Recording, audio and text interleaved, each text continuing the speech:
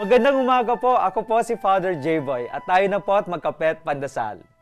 Malapit na naman magsara ang unang semestre at windang na naman tayong lahat.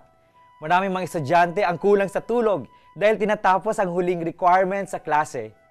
Marami din ang nag-aaral sa nalalapit na pagsusulit. At maraming mga magulang ang humahabot sa mga pangangailangang bayad para makapag-exam lamang ang kanilang mga anak. Sa gitna ng pagkawindang na ito, mainam na alalahanin natin ang dalawang bagay. Una, kailangan din natin mamahinga dahil kailangan ng ating mga utak ang konting break. Pinaprocess ng utak natin ang ating pinag-aaralan sa mga panandaliang pamamahinga. Malaki ang naidudulot ng konting idlip. Pangalawa, magandang ipunin ang lahat na makapagbibigay ng inspirasyon sa ating buhay. Tanungin ang sarili, para kanino ang aking pagpapagal? Para saan ang aking pag-aaral? Alalahanin ang mga taong sumusuporta sa iyo.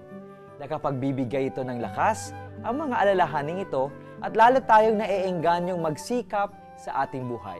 Magandang umaga po.